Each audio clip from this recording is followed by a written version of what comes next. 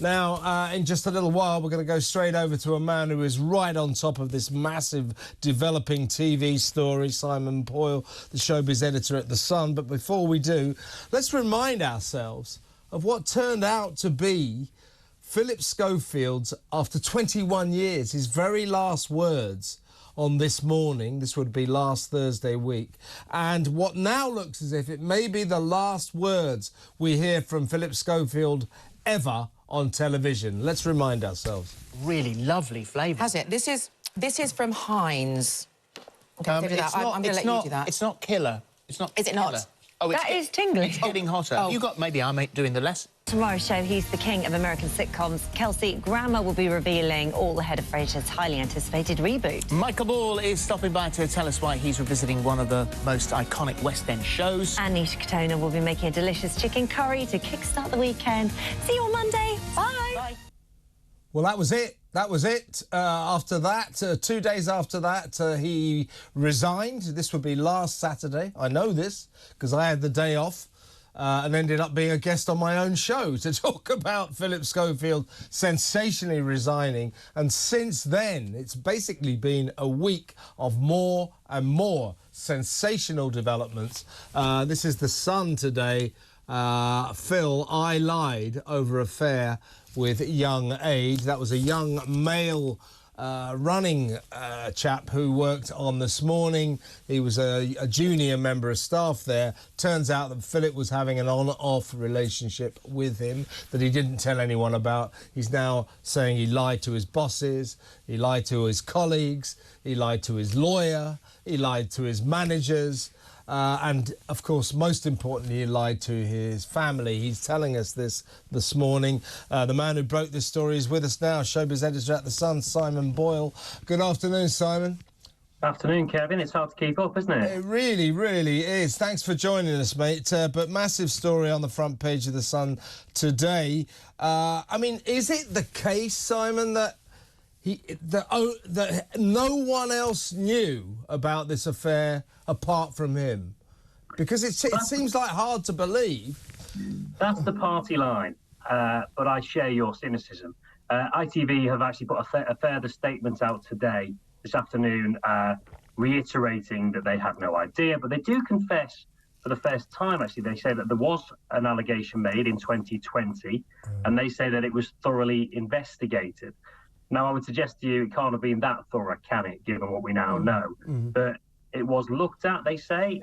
It was raised at a senior level internally, and they decided nothing to see here, folks. And they do say that both Phillip and the young chap involved both insisted that there was nothing untoward and nothing had gone on. We now know that wasn't true.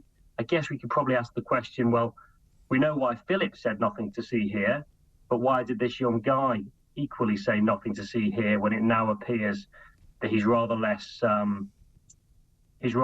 defensive of Phillip? I mean, certainly it appears to be the case that he has corroborated the statement that Phillip made today, and there have been long-standing suspicions that he may at some point speak out, but at the moment he wants to remain anonymous. He's kept his head down, but he does confirm that it all went on. So obviously a dramatic turn of events from where they were 3 years ago when ITV first became aware of it. And the question now is going to have to be, well, look, was enough done to check this out? How senior at ITV did this go? It sounds as though some very senior figures at ITV would have been very much aware of the rumours, even if they did accept his version of events. So where does the book stop? Yeah, he's been at pains to stress that he came out of his own volition. There was no pressure in any direction on that in that respect. But I mean, some of the revelations today that from you, Simon, have been like kind of breathtaking.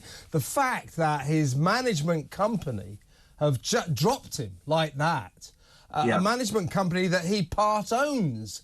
I mean, he's a big shareholder in that company, and they've dropped him today. ITV is saying, we will never work with him again. He's lied to us. His management company is saying he's lied to us. And the lawyers who put out his statement today, he said he lied to them as well. So it's as if, you know, almost that there are hundreds of people who didn't know this story, that Phillip Schofield was keeping a close secret just to himself. I mean, the next question really, Simon, is did Holly Willoughby know? Because there are now questions being asked about her, because if she was in on this, she has to go as well, doesn't she? Well, there's no question Holly Willoughby knew enough about the allegations around Phillip Schofield to be uncomfortable with working with him any longer. It's nobody seems to dispute that. The story started a couple of weeks ago with news of their fallout. It's beyond dispute that she became uncomfortable with Phillip, who had been a very close friend for a long time. And we can only assume that that was partly because she was aware of some of this increasingly sort of swirling ugliness behind the scenes.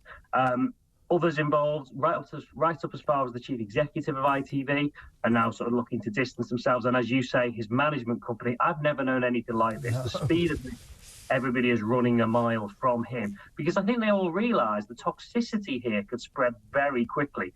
It could be ruinous for a management company or for a legal firm or for ITV themselves if it turns out that they've all turned a blind eye, or worse yet, lied to cover up something as deeply unpleasant as all of this. I mean, if, we must accept they've all said, no, we didn't know. We must accept that ostensibly they're telling the truth, but as I say, there are suspicions that now, as you say, everybody is running from Phillip Schofield, at the speed of light.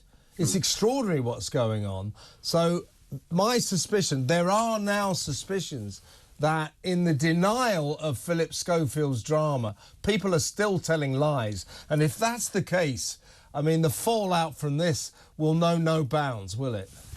I think that's right. I think you could tell from Philip's statement yesterday, which was the most astonishing statement I think I've ever seen released to the media by a celebrity. I've never seen anything like it. With such detail, graphic detail, humiliating and embarrassing admissions, and admissions that many of the public are going to simply say are crossing a line of acceptability, whether not illegal, as he points out, but unwise or otherwise.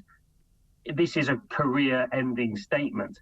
For him to have done that in that level of detail suggests that he's very, very aware that unless he finally puts all of his cards on the table, that the desire to keep digging and keep finding more and more out about this is going to be insatiable. Now, it's not going to go away, but I think Philip probably felt that in coming clean as widely as he has, that he might at least sort of dampen the appetite to dig further. But that won't stop. There was no doubt there were serious questions for everybody involved to answer, and that's going to carry on for the coming weeks, I'm sure.